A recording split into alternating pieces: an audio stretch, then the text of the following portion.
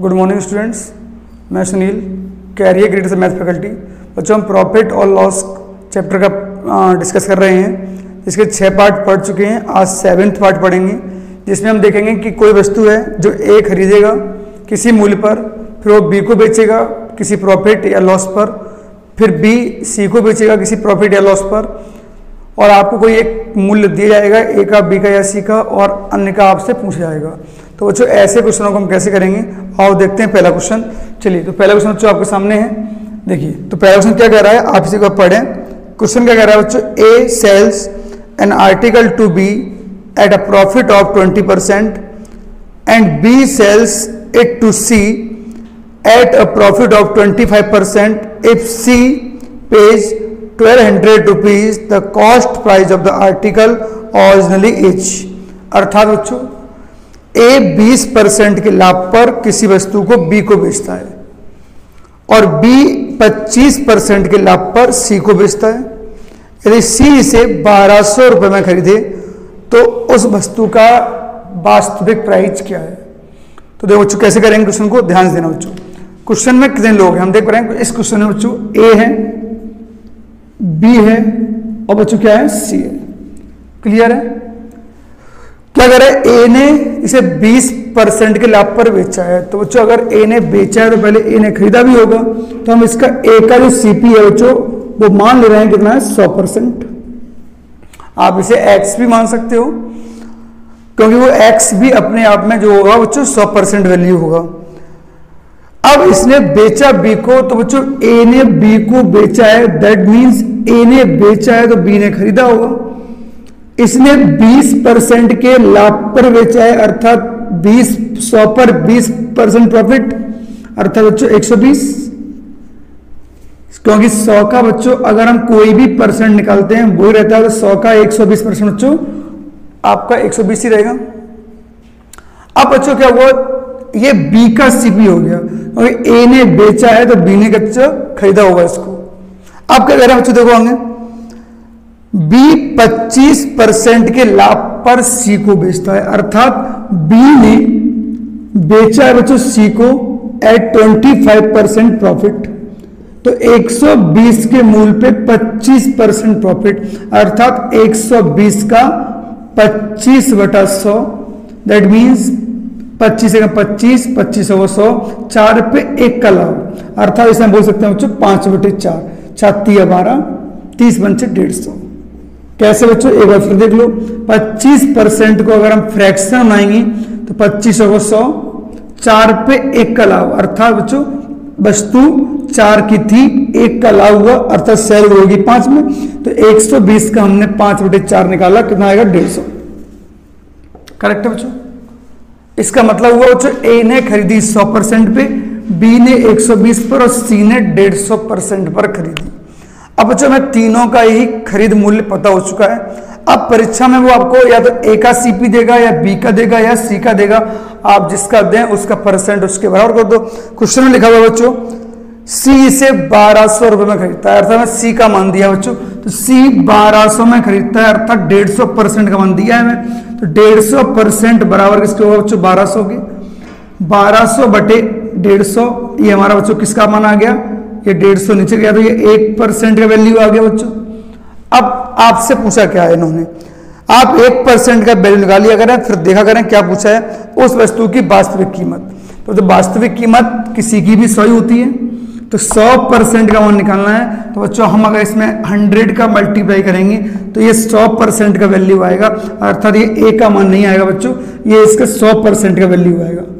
और 100% को बच्चों हम रियल मूल्य कहते हैं, तो इसका रियल मूल्य आएगा 0, 15 120, तो हमारा बच्चों आंसर कितना आ गया, 800 रुपये, जो कि इसका रियल मूल्य, अर्थात ए ने इसे 800 रुपया में खरीदा था। करेक्ट है बच्चों। तो आपको करना क्या है, ऐसे क्वेश्चन जब भी आए तो आप जितने पर्सन हैं उसमें उन सबका सीपी निकाल लें, फिर क्वेश्चन में जो भी दिया है उसके परसेंटेज को उसकी वैल्यू के बराबर कर दो। 1% की वैल्यू निकाल के आप जो निकालना चाह रहे हो उसका गुणा कर दीजिए, आपका आंसर आ जाएगा। जैसे बच्चों वो अगर मान लीजिए ये चीज लिखा हुआ है यहाँ कितना, ये हमारा लिखा हुआ है 150% बराबर 1200। अगर वो मुझे बी का क्रय मूल्य पूछता बच्चों तो क्या निकलते 1200 बटे 150। अगर वो कहता बी ने इसे कितने में खरीदा तो हम देख रहे हैं बी ने इसे 120 में खरीदा बच्चों, तो आप इंटू कर देंगे 120 का, तो ये बी का मूल्य आ जाएगा बच्चों 0 15 8 120 12 8 96, अर्थात 800 रुपया की वस्तु को बी ने 960 रुपया में खरीदा। ऐसा पूछ सकते हैं। तो आप ये समझ जाओ कि अगर आपने उसका रियल मूल्य निकाल लिया तो आप कुछ भी चीज परीक्षा वाला पूछे आप निकाल सकते हो। वो हो सकता है बच्चों ये पूछे बताओ ए ने जब बी को बेचा तो ए को कितने रुपए का लाभ हुआ, तो हम कहेंगे इसका रियल मूल्य था 800 रुपया, और जब ए ने बी को बेचा तो 20% लाभ कमाया, अर्थात 20 निकाल दो बच्चों क्योंकि 20 लाभ ही है, तो बच्चों 160 रुपए का। तो ए ने जब बी को बेचा तो उसे 160 रुपया का लाभ हुआ, अर्थात 800 रुपया की चीज पर 160 का लाभ, अर्थात उसने बी को बेचा हुआ 960 को। क्लियर है? तो ऐसे वो क्वेश्चन में कई चीज पूछ सकता है, तो आपको एक चीज समझ में आई होगी ऐसे क्वेश्चन कैसे करना है। आओ ऐसा एक क्वेश्चन और देखते हैं।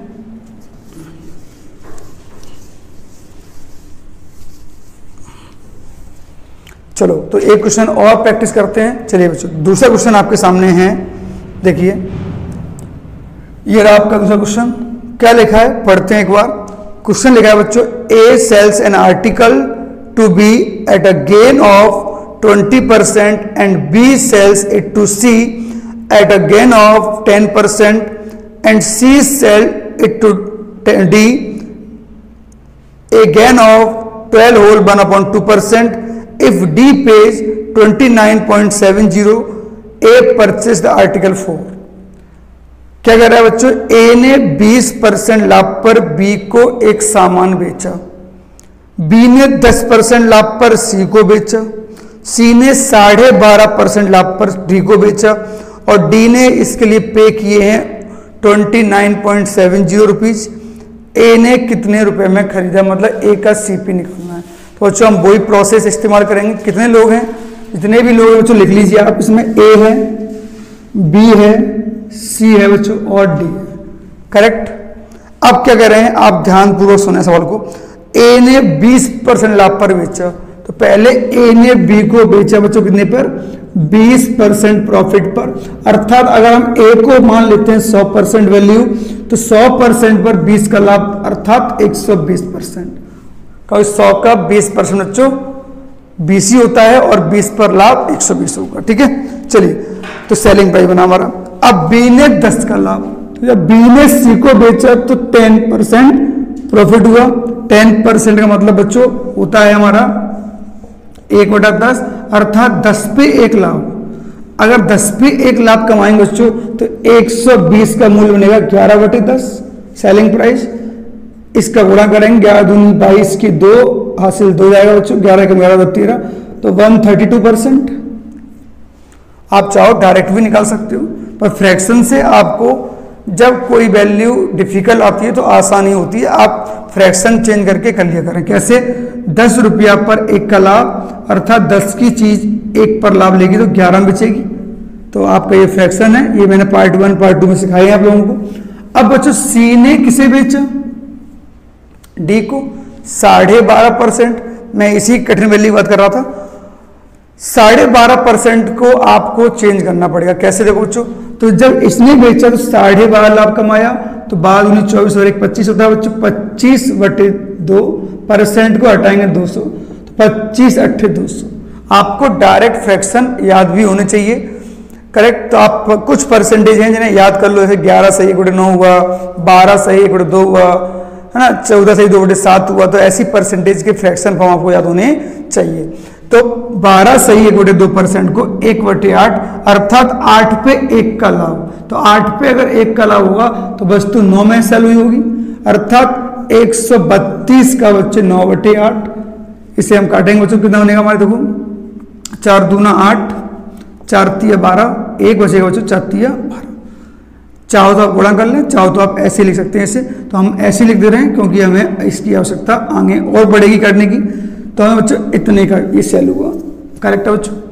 आप क्या कह रहे हैं, देखो तो ये आ गया हमारा डी का वैल्यू। डी का वैल्यू कितना आ गया 33 गुणा 9/2%। अब सवाल क्या कर रहा है बच्चों, सवाल में हम देख पा रहे हैं, सवाल में वैल्यू दी गई किसकी, डी की। डी ने इसे 29.70 रुपए में खरीदा। तो आप देख पा रहे हैं ये भी डी की वैल्यू है बच्चों। तो 33 गुणा 9/2% बराबर किसके बच्चों 29.70। अब क्वेश्चन क्या कह रहा है, ए ने इसे कितने रुपए में खरीदा। तो बच्चों ए का वैल्यू निकालेंगे। तो बच्चों क्या करेंगे, देखो हम इसे काट लेते हैं। इसका पॉइंट आया बटे में 0, ये 0 हमने इसे कैंसिल किया। 11 या 33 हुआ बच्चों, 11 दूनी 22, यहाँ बचेगा हमारा 7, 11 7 77, ये 9 तिया 27 कैंसिल हो गया बच्चों। अब हमने क्या किया, इस 2 को इससे काटेंगे बच्चों, 2 पंचे 10, तो हमारा 1% का वैल्यू कितना आ गया बच्चों 1/5। लेकिन सवाल में किसका मान पूछा बच्चों, ए का मान पूछा है। तो ए का वैल्यू कितना है, देखो बच्चों ए का वैल्यू कितना है 100% है। तो ए का मान निकालना है, तो 1/5 गुणा 100, 5 दूना 10, तो ए का वैल्यू कितना आ गया बच्चों 20 रुपया। तो ए ने इसे कितने में खरीदा बच्चों 20 रुपये में खरीदा। तो ए का वैल्यू आ गया। अगर वो बी का पूछता तो हम इसी प्रकार बी का निकालते, सी का निकालते। तो आप देख पा रहे होंगे कैसे कर रहे हैं क्वेश्चन को, ए बी सी और डी, 4 लोग आए, डी का वैल्यू दिया, डी के ओवर किया। अगर सी का दें सी के ओवर करना है, बी का दें तो बी के ओवर करना है। कई बार वो इनका डिफरेंस भी आपको दे सकते हैं। तो देखते हैं इसका तीसरा क्वेश्चन, ये आपने नोट कर लिया होगा। चलिए देखते हैं थर्ड क्वेश्चन इसका।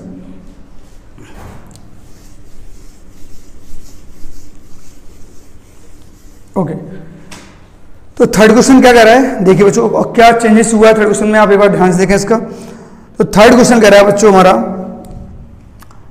ए किसी वस्तु को 15% के लाभ पर बी को बेचता है, बी इसे 20% के लाभ पर सी को बेचता है।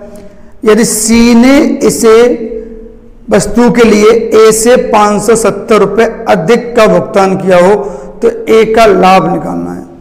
तो बच्चों आप देख पा रहे हैं यहां आप क्या कह रहे हैं, ए किसी वस्तु को 15% के लाभ पर बी को बेचता है।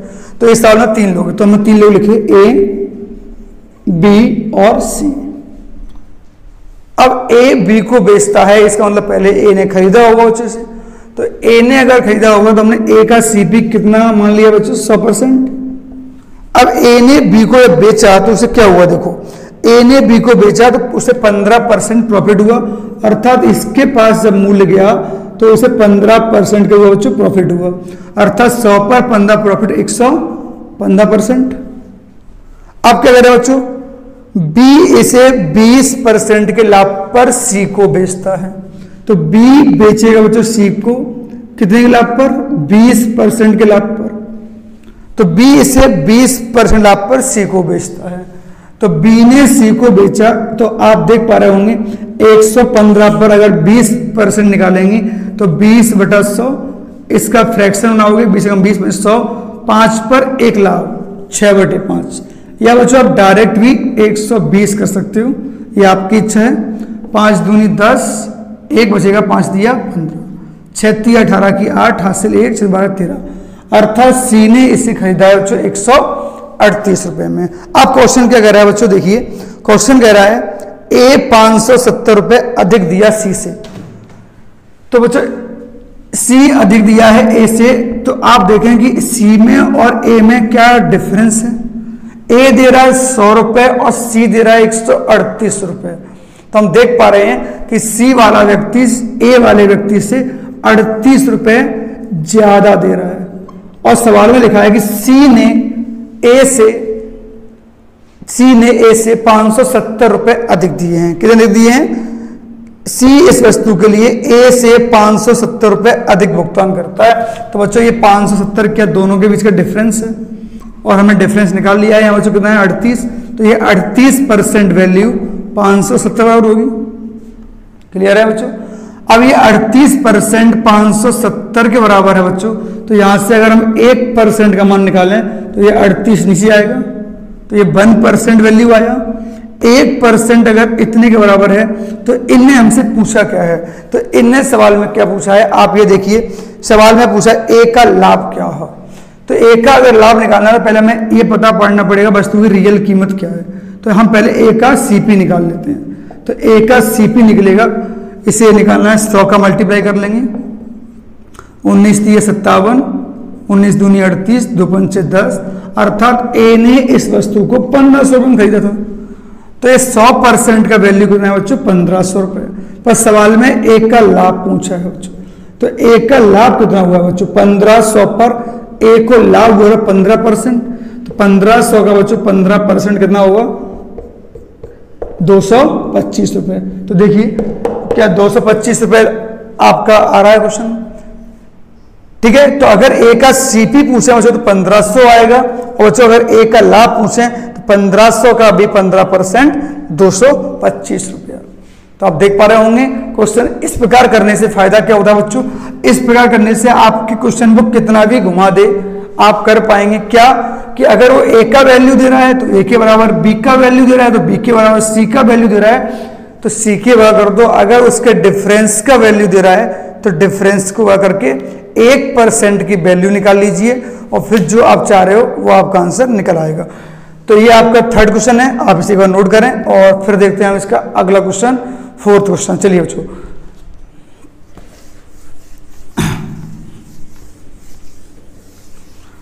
तो देखिए बच्चों फोर्थ क्वेश्चन आपके सामने है, आप इसे करें और अपने आंसर को कमेंट बॉक्स में लिखें। तो ये आपका फोर्थ क्वेश्चन है। मैंने कल भी कहा था आपसे, रोज कह रहा हूं कि आप अपने आंसर को लिखा करें कमेंट बॉक्स में, इसे मैं उसे पढ़ूं, और अगर आप सही कर रहे हैं तो आपको बताऊं, गलत कर रहे हैं तो कहां गलती कर रहे हैं उसे मैं समझा पाऊं। चलिए बच्चों देखते हैं अगला क्वेश्चन हमारा। तो अगला क्वेश्चन क्या कह रहा है बच्चों? देखिए, ए किसी वस्तु को 30% के लाभ पर बी को बेचता है, बी उस वस्तु को 10% की हानि पर सी को बेचता है। अब जिसमें हानि भी इंट्रोड्यूस हो गई। सी इस वस्तु को ए से 153 रुपये अधिक भुगतान करता है, बी ने इसे ए से कितने रुपए में खरीदा? थोड़ा सा और कंफ्यूज किया है उन्होंने क्वेश्चनों को। देखो बच्चों क्या कह रहा है क्वेश्चन, ए किसी वस्तु को बेचता है, तो पहले हमने लिख लिया इस सवाल में ए है बच्चों, बी है और सी है।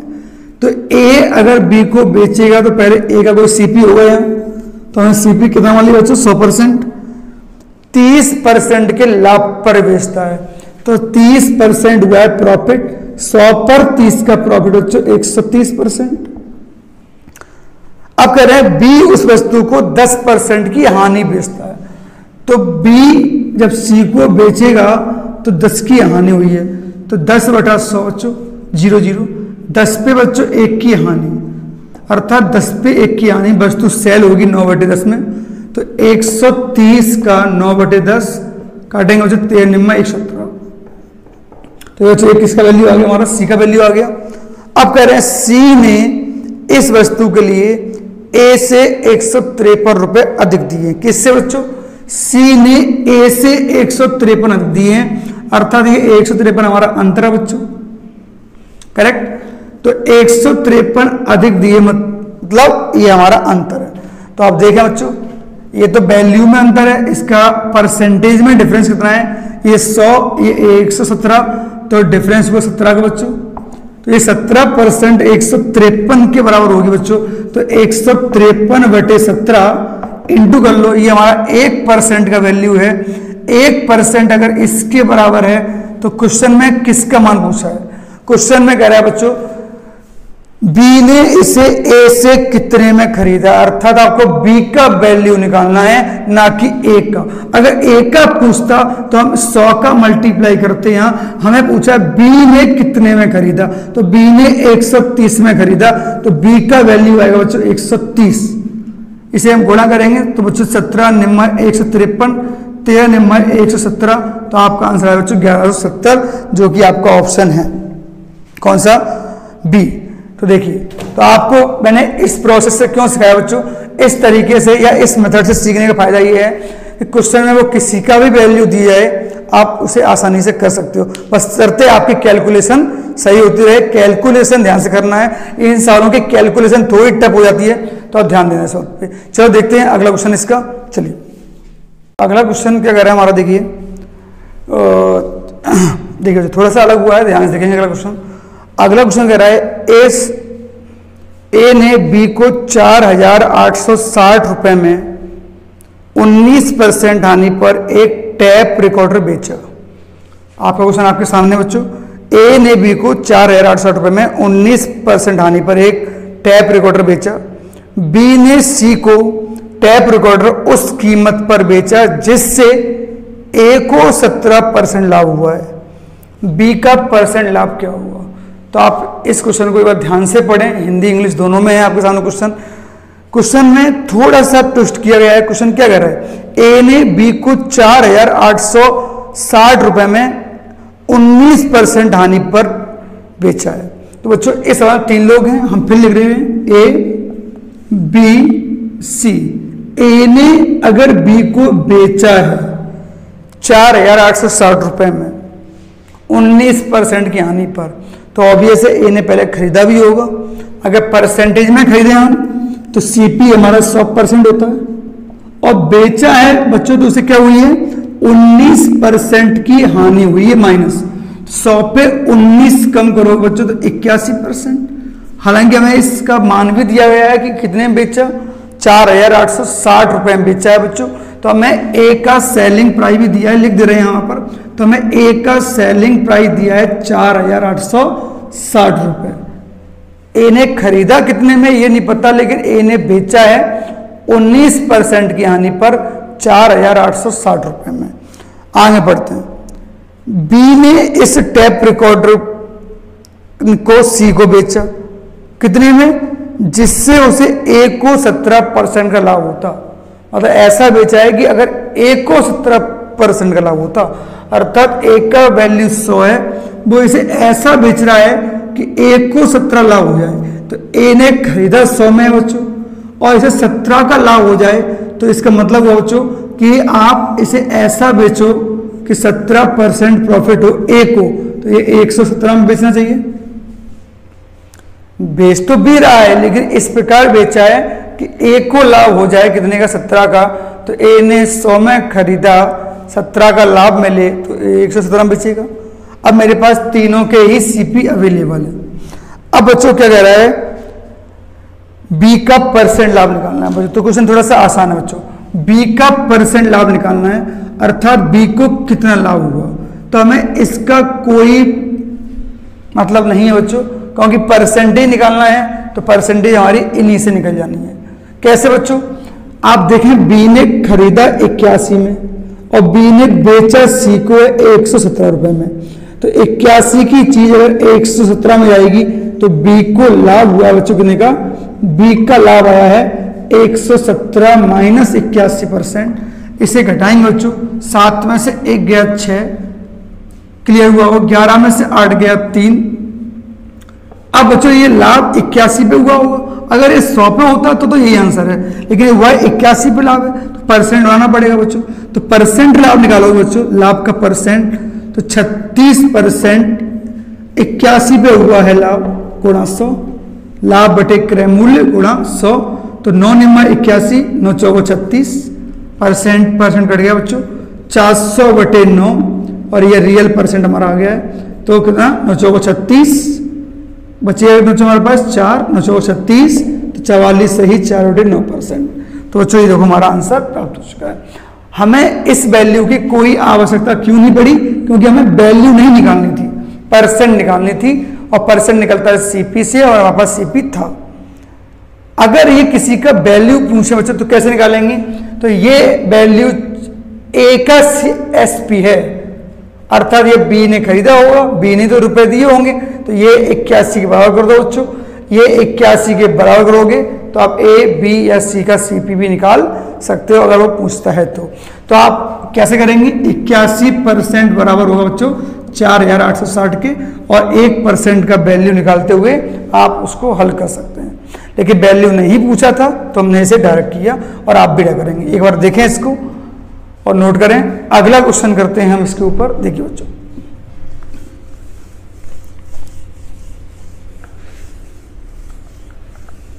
चलो अगला क्वेश्चन आपके सामने है बच्चों, देखिए बोर्ड पर क्या कह रहा है क्वेश्चन। देखिए क्वेश्चन की भाषा थोड़ी सी कंफ्यूज की गई है। क्या कह रहा है क्वेश्चन, ध्यान देखिए। आया हुआ क्वेश्चन है एसएससी सीजीएल मेंस में। क्या कह रहा है क्वेश्चन? ए किसी वस्तु पर अपने परिव्यय का 1/5 परिव्यय का मतलब बच्चों होता है आउटले, आउटले का मतलब होता है बच्चों क्या, क्रय मूल्य। तो क्या लिखा है, ए किसी वस्तु को अपने परिव्यय का 1/5, जैसे कि आप जानते हैं 1/5 को हम 20% बोल सकते हैं, अर्थात 20% लाभ पर बेचता है। किसे बेचता है, बी को। बी इसे 20% के लाभ पर सी को बेचता है और सी ने इसे 600 रुपया में डी को बेचा और उसने अपने परिव्यय की 1/6 हानि उठाई। ए का लागत मूल्य क्या है। क्वेश्चन वही है, बस परसेंट में ना होते हुए क्वेश्चन बच्चों किस में आया हुआ है, हमारा बटेज में आया हुआ है। तो कैसे करेंगे, देखो ए किसी वस्तु को बेचता है, तो इसमें कितने लोग हैं, ए है, बी है, सी है और डी भी है। ए बेचेगा तो खरीदा हुआ 100% पर। किसे बेचता है बच्चों, बी को 1/5 का लाभ। अच्छी बात है, डायरेक्ट फ्रैक्शन है, 5 पे 1 का लाभ अर्थात 6/5। तो 6/5 खरीदा होगा इस पे 100 पे, 5 दूनी 10, 20 छक्का 120।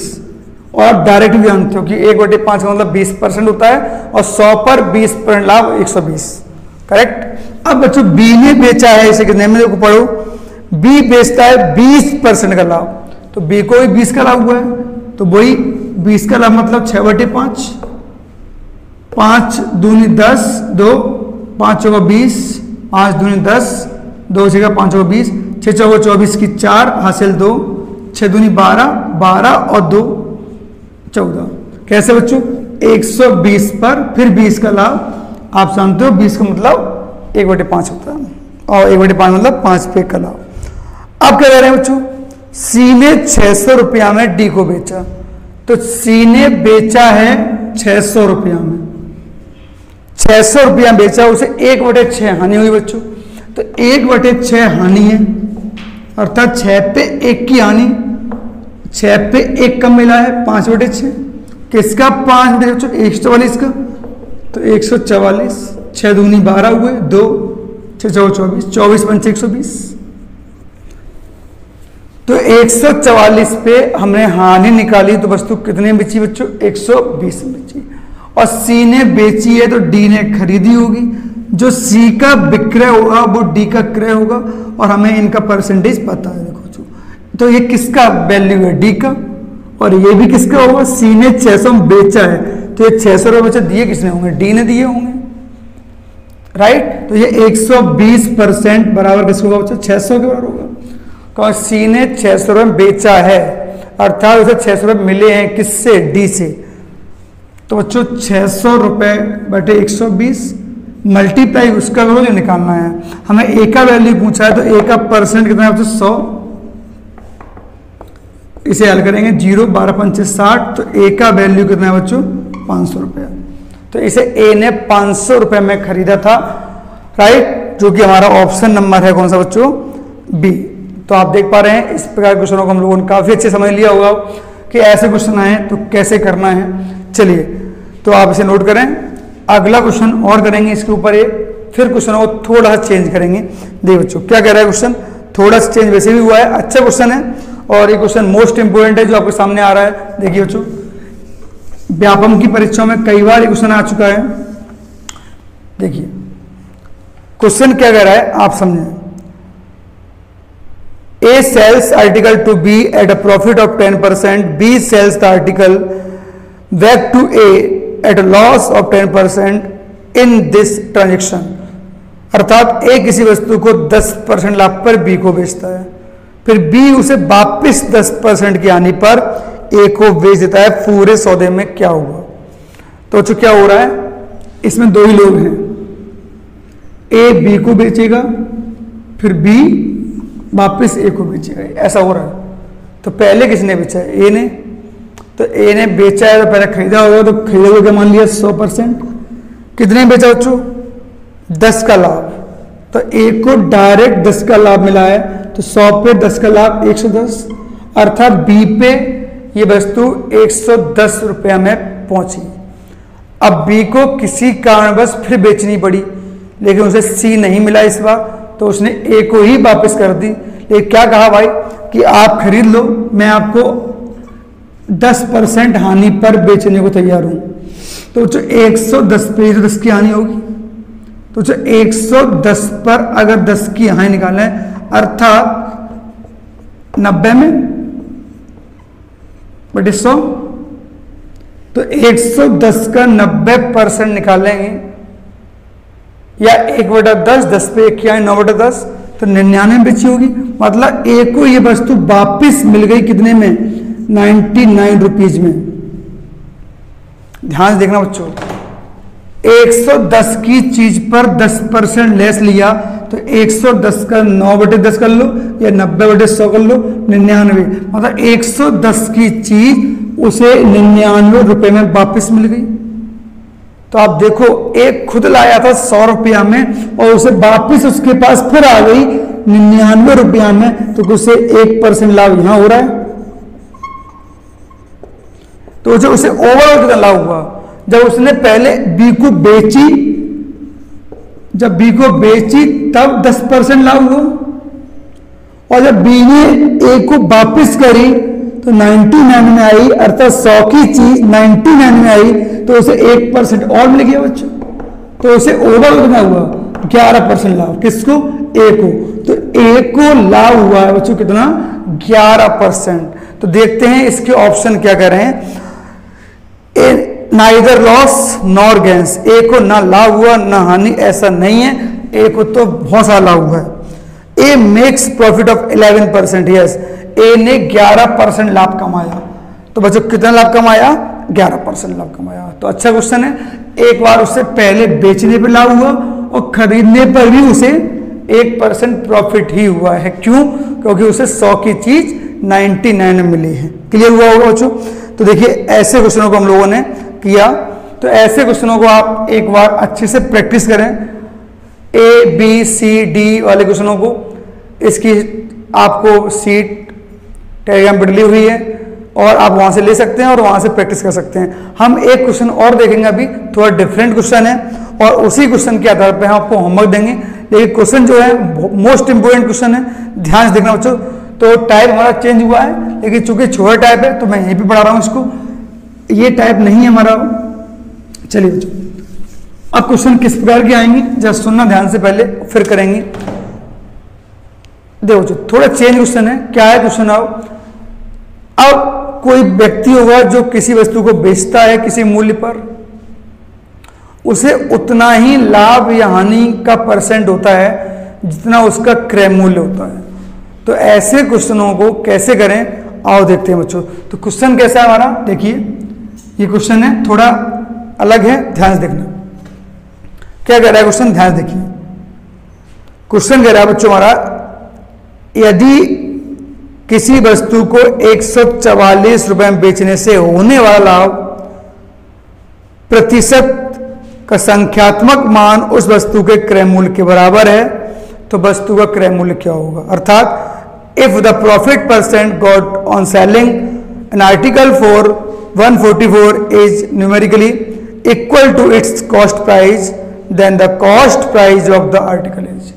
ये मोस्ट इंपोर्टेंट क्वेश्चनों में से बच्चों गिनते हैं। इसके क्वेश्चन व्यापम परीक्षाओं में बहुत आते हैं। कैसे करना है, ध्यान से देखना। यदि किसी वस्तु को 144 रुपए में बेचा, अर्थात वस्तु का हमें सेलिंग प्राइस दिया है कितना बच्चों, 144 रुपए बेचा।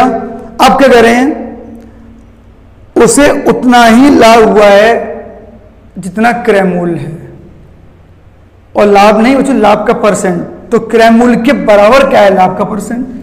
लाभ उतना ही है जितना क्रय मूल्य है, अर्थात अगर मैं इसका क्रय मूल्य बच्चों x मानता हूं, तो बच्चों इसका लाभ परसेंट भी कितना होगा, x ही परसेंट में होगा। राइट। क्या कह रहा है क्वेश्चन, उसने किसी वस्तु को 144 रुपए में बेचा, तो उसे उतना ही परसेंट लाभ हुआ जितना उसका क्रय मूल्य था। तो बच्चों x पर x% लाभ। आपके मन में आ रहा होगा कि सर ने 100 क्यों नहीं माना, तो 100% से क्वेश्चन थोड़ा कंफ्यूज करेगा आपको। तो इस क्वेश्चन को करने के दो विकल्प हैं। पहला, आप इसे ऑप्शन मेथड से करें, दूसरा आप इस प्रकार करें। ठीक है। तो क्या कह रहे हैं क्वेश्चन, देखिए क्रय मूल्य और लाभ हमें पता है बच्चों, और हम जानते हैं क्रय मूल्य और लाभ से हम SP बना सकते हैं, और SP हमें पता है। तो जो क्रय मूल्य अगर मैंने x माना है, तो x पर x% का लाभ हुआ है। हम जानते हैं लाभ का परसेंट 100 में प्लस होता है, तो 100% प्लस x। परसेंट को उठाएंगे बच्चों कितना आएगा 100 बटे में आएगा। क्रय मूल्य पे अगर मैं लाभ निकाल दिया बच्चों तो एसपी बन गया होगा, तो एसपी कितना है 144। कैसे, एक बार फिर समझ लो बच्चों। मान लीजिए एक्स का मान 500 होता और 50% लाभ होता, तो इसे कैसे करते हैं हम लोग, 500 का 150%, मतलब 100 में 50 जोड़ते ना, तो 100 में हमने एक्स जोड़ा बच्चों। तो इस प्रकार हमने आपको पार्ट 1 पार्ट 2 में सिखाए हुए क्वेश्चन है। तो हमने क्या किया, क्रय मूल्य पे लाभ का परसेंट निकाल दिया बच्चों, करेक्ट। तो क्रय मूल्य पे लाभ का परसेंट निकाला बच्चों, हमारा ये बना एसपी। इसे हम हल कर सकते हैं बच्चों कैसे, X 100 plus X equal to 144 और 00 बच्चों। अब यहां से आपके पास दो तरीके हैं करने के, या तो आप इसे वर्ग समीकरण क्वाड्रेटिक इक्वेशन बना लें और उसे आप हल कर लें, या फिर बच्चों आप डायरेक्ट थोड़ा दिमाग लगा लें। आप देखें ये दो लोग हैं, तो यहां पर भी इसे दो भागों में तोड़ दें। ये वाला भाग जो है बच्चों 100 से बड़ा है, तो इसका भी एक भाग 100 से बड़ा होना चाहिए। ये देखो 100 प्लस एक्स हुआ है, अर्थात इसे ऐसा तोड़ें बच्चों कि इसका एक पार्ट 100 से बड़ा हो। तो आप इसे कैसे कर सकते हो बच्चों, इसको 144 को तोड़ना है, तो हम जानते हैं 12 गुणा 12 144 होता है बच्चों। 2 जीरो है, तो ये तो दोनों ही भाग 100 से बड़े हो गए, जबकि हमें एक भाग ही 100 से बड़ा चाहिए, तो ये हमारा सही मान नहीं है। हमें एक आंसर 100 से बड़ा चाहिए, ना कि दोनों, तो ये हमारा सही आंसर नहीं हो सकता। और क्या होता है बच्चों, 18 8 144 होते हैं, तो आप देखें 0 0, यस यहाँ एक भाग 100 से बड़ा है, तो ये हम लिख सकते हैं। तो किसे ऐसे क्या है, इसे 80 गुणा 180 कर सकते हैं, ये ऐसे का ऐसा बच्चों। तो देखो जैसा यहाँ सिचुएशन है वही सिचुएशन मैंने यहाँ क्रिएट की है। यहाँ एक एक्स एक 100 से बड़ा वैल्यू, तो यहाँ एक छोटा वैल्यू 100 से बड़ा वैल्यू, तो बड़े की तुलना बड़े से कर दो, छोटी की तुलना छोटे से कर दीजिए। तो हमारा बच्चों एक्स का मान क्या आ गया, 80 आ गया, ये हमारा आंसर है। आप अगर इसको भी लेते हो तो भी आपका मान यही आएगा, 100 प्लस एक्स बराबर 180, ये 100 हो जाएगा बच्चों, तो एक्स बराबर 80। तो देखिए हमारा आंसर कितना हो गया बच्चों, 80 आंसर आ गया। आप चाहो तो इसे ऑप्शन से कर सकते हैं। ऑप्शन से कैसे करेंगे बच्चों, ऑप्शन नंबर अगर सी लेते हैं हम, तो ऑप्शन नंबर सी में क्या लिखा है, 80 लिखा है। 80 अगर क्रय मूल्य होगा तो 80 ही लाभ होगा, तो 80 का 180%, करेक्ट बच्चों। इसे गुणा करेंगे तो 8 8 64 की 4 हासिल 6, 8 1 8 14 144। जहां आपको ये वाली वैल्यू प्राप्त हो जाए आपका डायरेक्ट आंसर आएगा। तो ये क्वेश्चन आप ऑप्शन से करें परीक्षा में जल्दी होगा, अदरवाइज आप ऐसे करें आपका तो भी जल्दी होगा, ठीक है। तो ऑप्शन अच्छे हैं इस सवाल के, तो आप इस प्रकार करें। लेकिन ध्यान रखना बच्चों, अगर ये क्वेश्चन लाभ पे आया है तो इसका एक ही आंसर है, अगर ये हानि पे आता है क्वेश्चन तो आपके दोनों ही आंसर राइट होंगे, अर्थात 180 भी होगा और 80 भी होगा, करेक्ट है बच्चों। यहाँ आपका हमेशा एक ही आंसर बनेगा, लेकिन हानि में आपके दो आंसर बनेंगे। कैसे, आओ देखते हैं।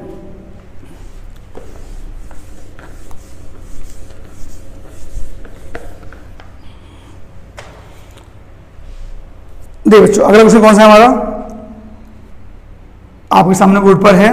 क्वेश्चन कह रहा है यदि किसी वस्तु को 21 रुपए में बेचने से होने वाली हानि का परसेंट का संख्यात्मक मान क्रय मूल्य के बराबर है, तो उस वस्तु का क्रय मूल्य क्या होगा। और इन्हें ऑप्शन दिए हैं 49, यहां लिख दे रहा हूं ऑप्शन में 49, 58, 63 और 70। ध्यान देखना बच्चों, क्वेश्चन क्या कर रहा है, 21 रुपए में बेचकर, अर्थात आपको इस साल में सेलिंग प्राइस दिया है बच्चों कितना, 21, उतने ही परसेंट हानि हुई है जितना उसका क्रय मूल्य।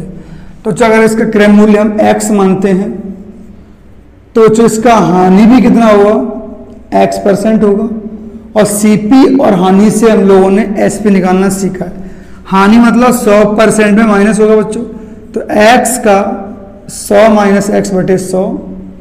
CP पे बच्चों हानि निकाली तो ये SP बन गया होगा, और SP दिया गया था बच्चों 21। इसे मल्टीप्लाई करेंगे तो हम इस प्रकार लिख दे रहे हैं 21 हो जाएगा, ये 100 ऊपर गया। या तो आप इसे वर्ग समीकरण अर्थात द्विघात समीकरण बना लें, तो आप इसे फैक्टर मेथड से हल कर सकते हैं। आप देखेंगे कि आपके दो आंसर आएंगे। या बच्चों आप यहां समझें, एक तो हमें x चाहिए बच्चों, और एक वैल्यू हमें ऐसी चाहिए जो 100 से कम हो। देखो हमें एक ही वैल्यू ऐसी चाहिए 100 से क्या होनी चाहिए, कम होनी चाहिए। तो अगर मैं इसके खंड करूँ बच्चे, तो इसके खंड कितने आएंगे, ध्यान से देखना आप लोग। 21 को तोड़ें तो 3 गुणा 7 21 होता है बच्चों, 2 जीरो है 1 1। और क्या खंड हो सकते हैं, या तो 3 7 21 या बच्चों 7 या 21, बस, और तो कोई खंड नहीं हो सकते इसके। और हम देख रहे हैं दोनों ही केस में दोनों ही ऑप्शन देखो 100 से क्या है, कम है। ये भी 100 से कम है, ये भी 100 से कम है, ये भी 100 से कम है, और ये भी क्या है 100 से कम है। तो इन केस दोनों ही आंसर हमारे सही होंगे। आप अगर इसको लेते हैं या इसको लेते हैं, दोनों ही आंसर हमारे क्या होंगे, करेक्ट होंगे। तो इसका राइट आंसर होगा बच्चों कि इसका आपका CP बनेगा बच्चों 30 या 70, करेक्ट। तो 30 या 70 बनेगा। तो कई बार परीक्षा में इसी प्रकार से ऑप्शन आते हैं, तो आप कंफ्यूज हो सकते हैं। तो अगर ये ऑप्शन आ जाए तो आप यही पुट करना, या फिर ऑप्शन ध्यान देखें, ऑप्शन में 30 कहीं है नहीं बच्चों, तो इन केस हम क्या आंसर लगाएंगे, इसका 70 लगाएंगे। तो आप एक बार चेक करा दे रहा हूं कि 30 सही क्यों है। अगर हम 30 सही मानते हैं बच्चों, CP 30 मानते हैं, तो इसका हानि भी कितना होगा बच्चों, 30% होगा। CP 30, तो 30 पर 30 हानि मतलब 70। तो तब भी बच्चों इसका आंसर कितना आएगा, 7 या 21, अर्थात 21 ही आंसर आएगा। तो ऐसे क्वेश्चनों में ध्यान देना, कई बार कंफ्यूज किया गया है ऐसे ऑप्शन देख के। वो ऑप्शन में 30 भी लिख देते हैं, 70 लिख देगा, एक लिख देगा 30 या 70, तो आपका आंसर क्या होगा, 30 या 70 होगा। या फिर आपका आंसर होगा, हम तय नहीं कर सकते हैं अगर 30 या 70 दोनों आते हैं तो आप आज के क्वेश्चनों को रिवाइज करें। एक क्वेश्चन में इसका होमवर्क में दूंगा आपको, तो आप करें, और वीडियो को आप जरूर अपने दोस्तों के साथ शेयर करें, उसे लाइक करें।